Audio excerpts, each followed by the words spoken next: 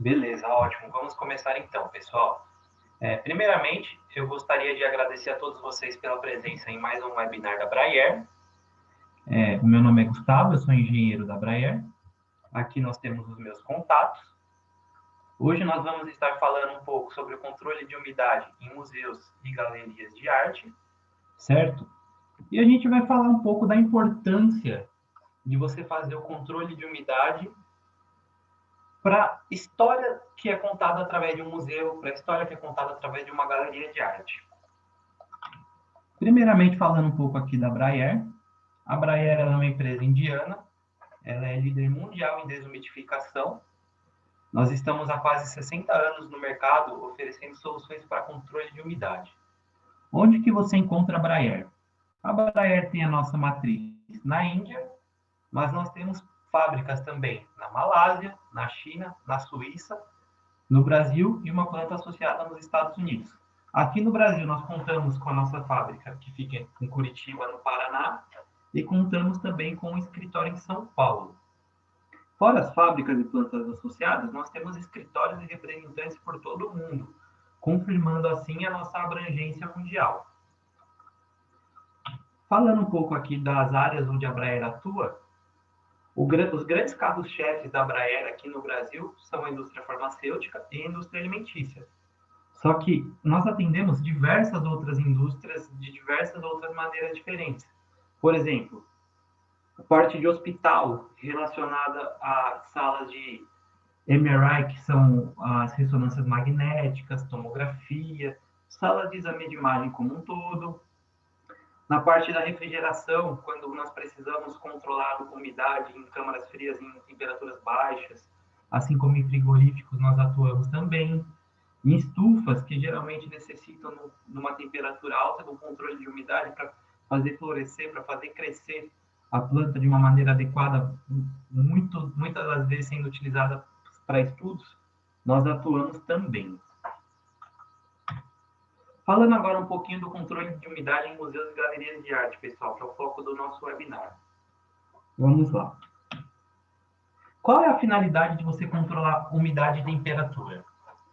Nós sabemos que quando nós estamos num museu, numa biblioteca, num arquivo, seja ele nacional, estadual, municipal, ou em galerias de arte, esses espaços nada mais são do que aqueles que carregam tanto a nossa herança nacional como a nossa herança cultural.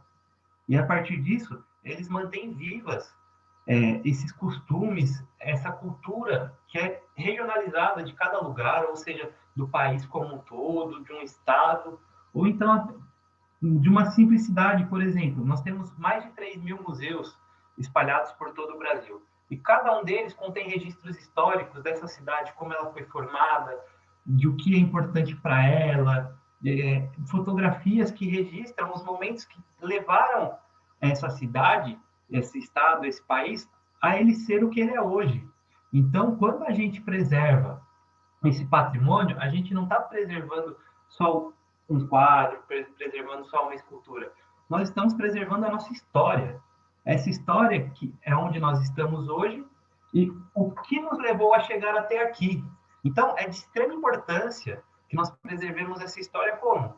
Controlando temperatura e umidade, garantindo assim que a preservação seja feita de uma maneira ideal, garantindo assim a longevidade daquilo que nós estamos querendo preservar.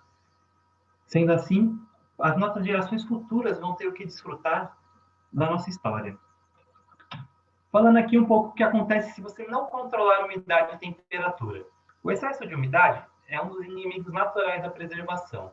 Quando nós temos excesso de umidade, o primeiro sinal que acontece é a proliferação de fungos na forma de mofo.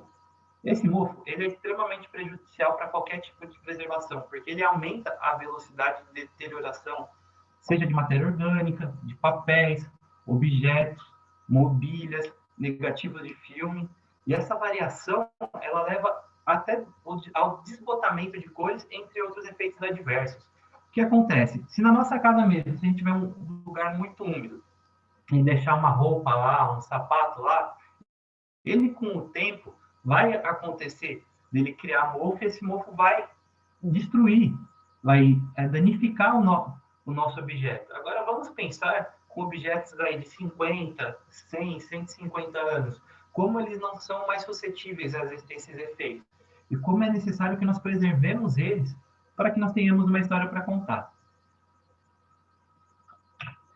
Passando aqui, como preservar adequadamente? Como eu falei anteriormente, para que nós preservemos adequadamente os itens, os objetos, as mobílias que estão dentro dos nossos museus e galerias de artes, são necessários que tanto a temperatura quanto a umidade elas sejam controladas de maneiras estáveis, dentro da especificação de cada ambiente. Garantindo assim, fazendo isso, você garante uma mínima variação da qualidade do ar, e essa mínima variação da qualidade do ar vai preservar o seu acervo por muito mais tempo, garantindo assim uma longevidade muito maior do museu. Nós sabemos, nos últimos 2 anos, nós tivemos o acidente com o museu no Rio de Janeiro, e sim, não foi um acidente que foi por um outro motivo, foi um incêndio que aconteceu, mas o valor estimado, o valor que foi perdido naquele incêndio é inestimável. Agora, se nós formos levar isso para cada pequena história de cada pequeno museu que nós temos por esse Brasil afora, cada um desses museus é inestimável para a sua própria cultura. Por isso que é necessário que nós preservemos adequadamente essa história. Agora, as condições para a preservação de alguns ambientes. São recomendados que para museus e bibliotecas a temperatura seja de 23 a 29 graus Celsius e umidade relativa entre 40% e 45%. Usualmente, nós trabalhamos com as temperaturas um pouco mais baixas, ali de 23 a 25, e umidade relativa sempre em 40%, porque daí nós extinguimos a possibilidade de criação de mofo, garantindo aquele ar desumidificado e ótimo para preservação. Armazenagem de negativos de filmes também. Eles trabalham com temperaturas mais baixas e umidades relativas muito mais baixas, porque os filmes eles são muito mais sensíveis a essas variações de temperatura e umidade. E quem já viu negativos de filme sabe que qualquer variação que você tem, você pode perder um negativo. Tanto aqueles que a gente tem em casa de décadas atrás, que tirava as fotos com a Kodak, eles são muito sensíveis. Então, para armazenar eles de uma maneira eficiente, temperatura e umidade controlada. Mapas e gravuras também, que usualmente são feitos de papéis, e com o tempo esse papel corre o risco de ressecar, por isso que eles são mantidos a temperatura de 10 graus e umidade relativa de 30%, garantindo assim aquela qualidade do ar que nós conversamos. Passando aqui para alguns clientes referências no Brasil, certo? O nosso primeiro cliente referência é o Santuário Nacional de Aparecida, que fica na cidade de Aparecida, em São Paulo. Na Basílica Maior, nós temos essa imagem da Nossa Senhora, que ela está exposta, só que ela está exposta dentro de um ambiente especial. Um parceiro nosso nos procurou alguns anos atrás para fazer esse ambiente especial. O que acontece? Dentro essa imagem, ela fica dentro de uma câmara, e dentro dessa câmara nós temos umidade e temperatura controladas, de maneira que você tenha a preservação por muito mais tempo, garantindo assim a longevidade dessa imagem, a longevidade desse patrimônio do Santuário Nacional de Aparecida. Passando aqui, outro instituto onde nós temos equipamento Braille instalado, o Instituto Inhotim, na cidade de Brumadinho, Minas Gerais. O Instituto Inhotim, hoje, ele é um dos maiores museus a céu aberto do mundo, e ele contém diversas galerias, tanto a céu aberto quanto em locais fechados. E dentro de uma delas, nós temos o nosso equipamento Braille instalado, fazendo o controle da umidade, garantindo assim a preservação do acervo deles. Seguindo aqui para algumas referências no exterior, nós temos os Arquivos Nacionais da Malásia, que é esse prédio aqui que eu estou indicando para vocês, na cidade de Kuala Lumpur, capital da Malásia. Como eu já disse anteriormente, os arquivos nacionais, eles precisam de você manter a temperatura e a umidade controlada para garantir a longevidade deles. E esse empreendimento possui o nosso equipamento Braille. Outro museu aqui que tem equipamento Braille instalado é o Museu Memorial Mao Zedong, que fica na cidade de Shaoxing, na China. Mao Zedong foi o líder revolucionário da China na década de 40 e 50, e Shaoxing é sua cidade natal. Então, foi erguido um memorial em homenagem a ele, pós-morte, se não me engano. Nesse memorial conta parte da vida dele, quando do seu nascimento, sua infância, até também a vida adulta. E tem bastantes itens que falam assim da vida particular dele mesmo. Você tem expostos diversos objetos que são bastante interessantes. É realmente um memorial voltado para a pessoa que foi Mao Zedong. Aqui nós temos também o Instituto Smithsonian, que fica na capital dos Estados Unidos, Washington, D.C. O Instituto Smithsonian é um instituto de pesquisa e ele abrange diversos núcleos de museus, institutos de pesquisa como um todo. E dentro desse instituto de pesquisa nós temos Braille instalado para ajudar na preservação dos arquivos históricos deles. Agora, passando aqui, nós temos algumas outras referências internacionais que valem a pena ser citadas, né? Nós temos o West Bengal State Archives, que fica na Índia, que são, traduzindo livremente, seriam os arquivos estaduais do oeste da Bengália. Nós temos também a International Islamic University, que fica na Malásia. Nós temos a University of Malaya, na Malásia também.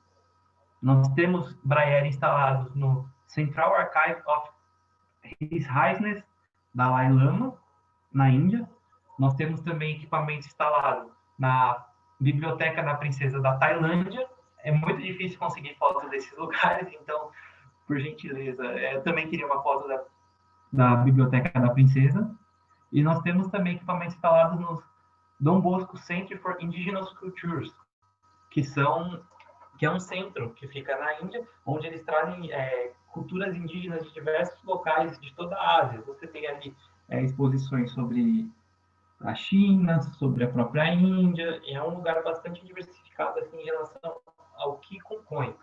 Mas, dito isso, todas essas referências que eu trouxe para vocês, tanto nacional quanto internacionais, são locais de preservação, onde a história, seja por meio de arquivos, seja por meio de livros, seja por meio de arte, seja por meio de esculturas, de artefatos, onde a história, eles verificaram que a história necessita de ser preservada da melhor maneira possível. E como essa melhor maneira possível? Controlando a umidade e temperatura. Falando um pouquinho da solução da Braille, né? Aqui nós temos algumas imagens dos nossos equipamentos. O que o Braille oferece? O Braille ele oferece um efetivo controle de umidade. Se você quer que o equipamento trabalhe com umidade de 40% e mantenha, o equipamento vai ser dimensionado para trabalhar com 40% o ano todo, independente de qual seja a situação. Seja no verão úmido, seja no inverno, o equipamento Braille vai trabalhar de maneira a atingir o controle de umidade necessário. Esse controle de umidade, ele nos traz para nós evitar problemas com mofos e fungos. Porque quando você tem o ambiente controlado, você não tem mais esse risco da proliferação de mofos e fungos. O equipamento da Braille também, ele é dimensionado de acordo com ele trabalhar junto com o sistema de ar-condicionado, só que de maneira independente. Você tem o sistema de ar-condicionado trabalhando a temperatura, mantendo a temperatura nos níveis desejados, e paralelamente você tem o Braille trabalhando, mantendo a umidade de maneira estável. Ou seja, com a solução Braille, você preserva por mais tempo as condições originais de diversos materiais orgânicos e inorgânicos, seja o que for que você queira preservar, prevenindo assim o efeito do excesso de umidade que acelera a deterioração de diversos equipamentos, de diversos artefatos e arquivos, entre outros. Falando um pouquinho aqui de como funciona o equipamento Braille, que é o nosso desumidificador dessecante, né? Aqui nós temos uma vista dele aberta, que seria a imagem interna do nosso equipamento.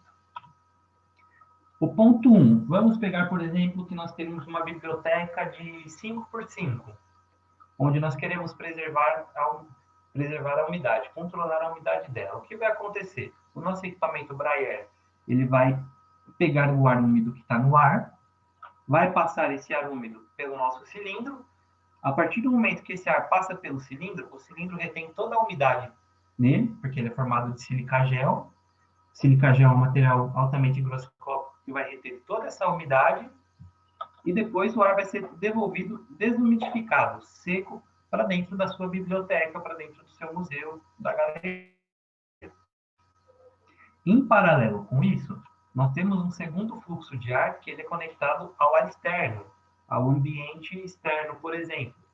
Esse segundo fluxo, ele vai passar pelo nosso filtro, vai passar por uma bateria de resistências que vai aquecer esse ar. A partir do momento que você aquece esse ar quente vai passar pelo rotor, tirando todo o excesso de umidade que veio da sala e vai devolver esse excesso de umidade para o ambiente externo. Ou seja, então o nosso equipamento ele vai trabalhar ininterruptamente e vai reativar, sempre garantindo assim a sua condição de retirar umidade. E com isso, o equipamento ele é dimensionado, ele é feito para trabalhar 24 horas por dia, 7 dias por semana, 365 dias por ano. Ou seja, ele é um equipamento que trabalha de maneira ininterrupta e você não precisa parar ele para fazer uma reposição de silicagel, porque ele não funciona dessa maneira. A própria reativação já tira toda a umidade dele. E como ele trabalha também com essa umidade em estado de vapor, não chega até água, ele é livre de drenos e afins. Passando aqui, então, para falar um pouco da nossa linha compacta, que é essa que eu apresentei para vocês agora, a FFD, nós temos equipamentos que vão desde 170 metros cúbicos hora, que são os nossos menores equipamentos, até equipamentos que vão de vazão a 3.000 metros cúbicos hora, que são a FFB 3000, que já é um equipamento bastante maior, que ocupa mais espaço, mas que tem uma capacidade de desumidificação, de controle de umidade, bastante maior também.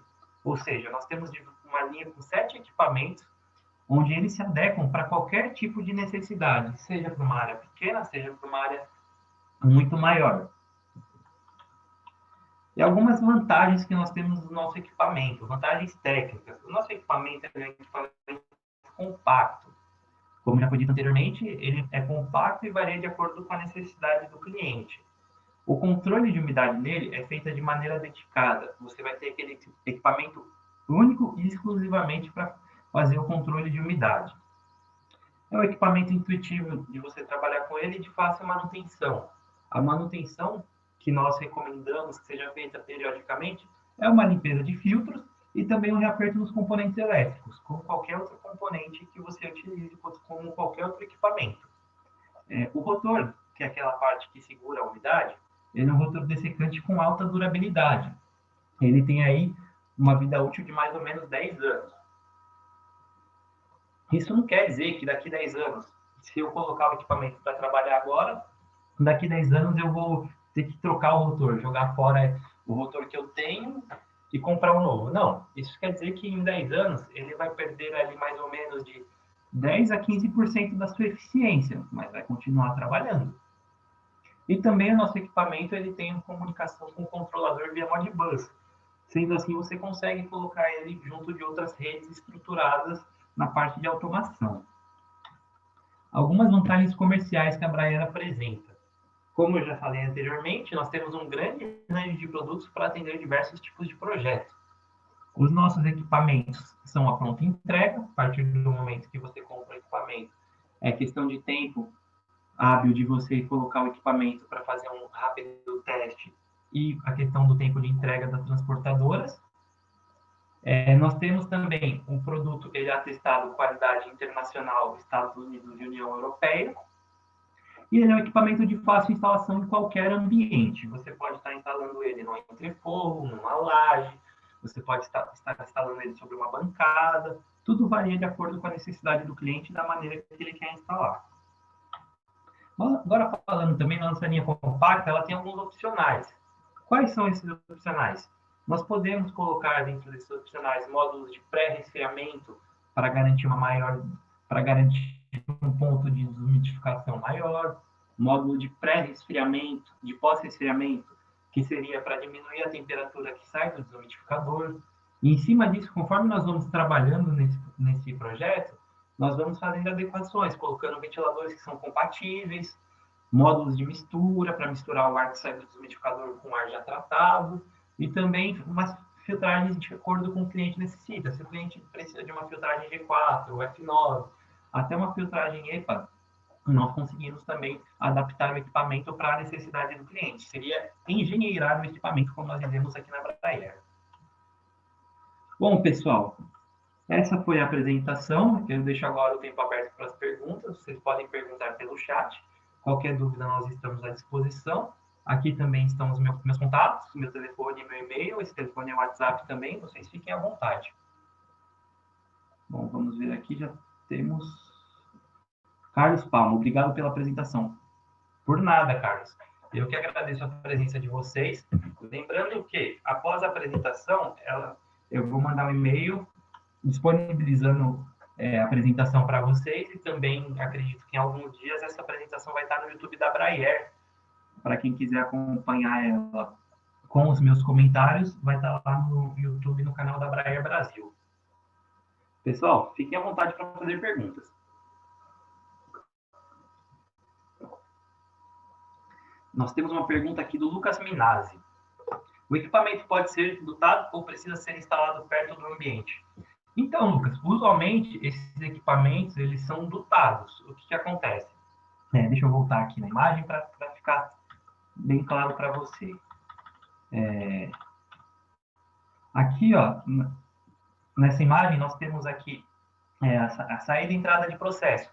Usualmente, como que nós fazemos? Nós instalamos, o equipamento ele é instalado em algum ambiente fora da sala, fora do ambiente, mas assim próximo, por questão de perda de carga, ventilador extra, para diminuir o que você precisa colocar mais na instalação, eles são instalados próximos, mas dotados. Você pode, por exemplo, instalar eles próximo do seu ar-condicionado, seja ele split ou não, e daí você consegue fazer toda a distribuição de ar. Ou se você quer fazer uma distribuição de ar mais homogênea, você consegue também dotar ele, seja com dutos de PVC ou dutos metálicos, e fazer a distribuição dele pelo seu ambiente da melhor maneira que você encontrar.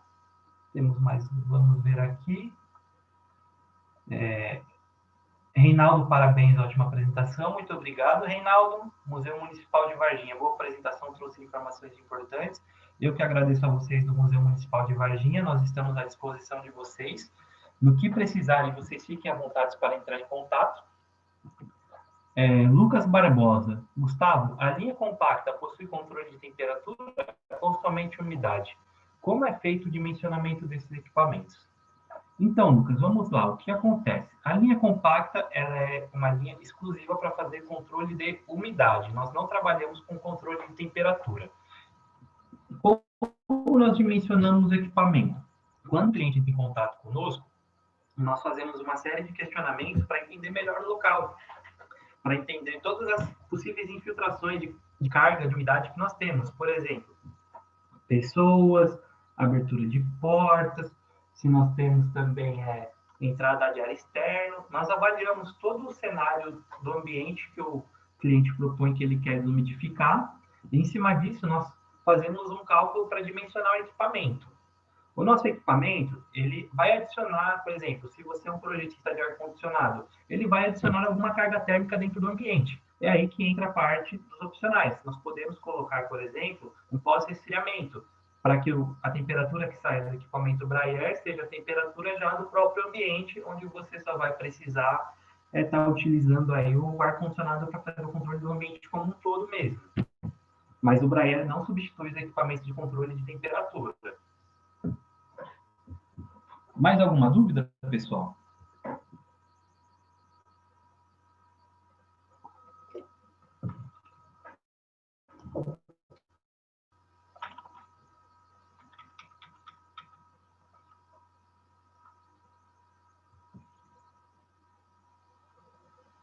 Vocês fiquem à vontade para perguntar, por gentileza. Se tiver qualquer dúvida, se tiver qualquer necessidade, nós estamos aqui à disposição de vocês.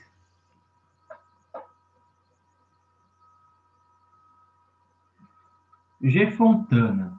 Que dados você precisa para selecionar um desumidificador?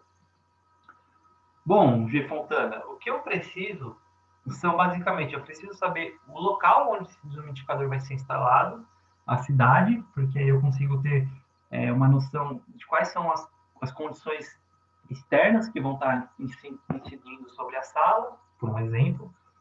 Por exemplo, as condições externas da cidade de São Paulo são diferentes das condições externas de Curitiba e do Rio de Janeiro e assim por diante. Eu vou precisar saber também quais são os dados de temperatura e umidade que você precisa na sala. Por exemplo, se eu quero desumidificar um arquivo em 24 graus e 40%. Certo, eu já sei por onde começar daí. Aí, a partir desse momento, são os mesmos dados que eu comentei com o Lucas. Quantas pessoas estão trabalhando, o número de portas, o tamanho dessas portas, janelas, se existem janelas no ambiente. Vou precisar também saber o que essas pessoas vão fazer dentro desse ambiente, quanto tempo essas portas ficam abertas. Isso vai me trazer, todas essas informações vão me dar dados de carga de umidade dentro desse ambiente. Em cima desses dados de carga de umidade, eu vou fazer um dimensionamento de um desumidificador que atenda com folga essa carga de umidade. Por exemplo, se em tudo que você me passou, eu vou ter uma entrada de mais ou menos 2 quilos de água por hora dentro de uma sala, um equipamento que atenda mais do que 2 quilos de água por hora. Assim, a condição de temperatura e umidade selecionada. Lembrando que nós só tratamos a umidade. Está respondido, G. Fontana? Ou tem mais alguma dúvida?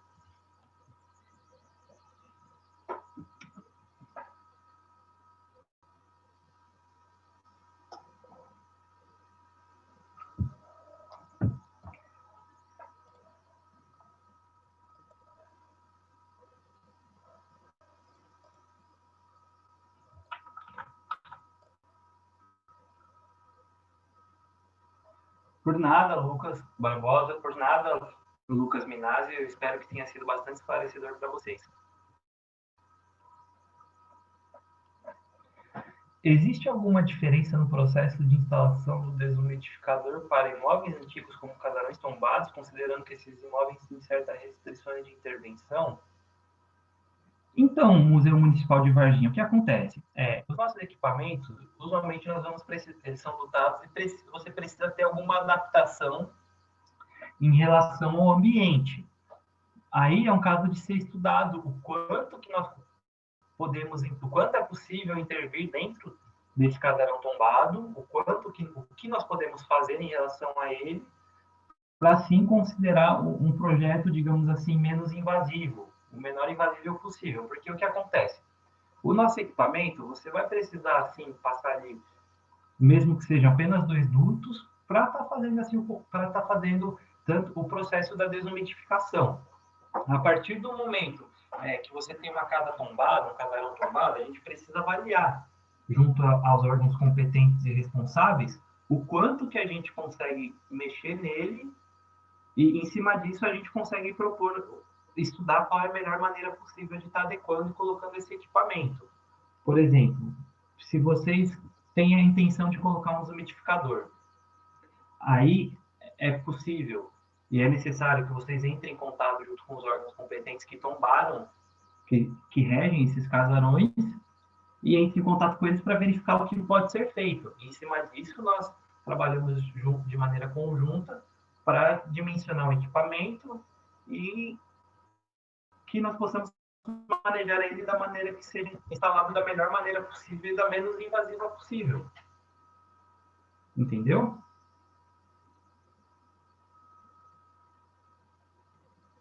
Eu que agradeço. Se você tiver qualquer dúvida, pode entrar em contato via e-mail, telefone. Nós estamos aqui à disposição.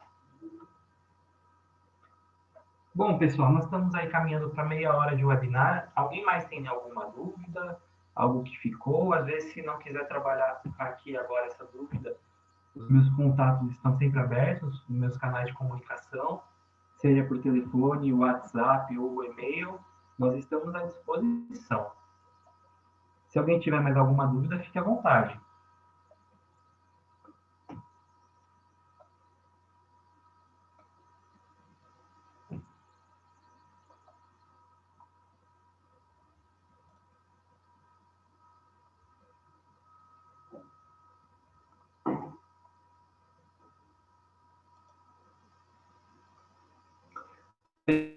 Pessoal, Então, eu vou entender que todas as dúvidas foram sanadas, como eu já disse anteriormente. Os meus canais de comunicação estão abertos para todos vocês fiquem à vontade para entrar em contato. Eu agradeço a disposição de todos por acompanhar mais um webinar da Braer. Em nome da Braer, eu agradeço a todos pela presença e eu vou finalizar por hora. Vocês fiquem à vontade e esperamos vocês no próximo webinar do próximo ano. Tá ok? Muito obrigado, pessoal. Até mais. Tchau, tchau.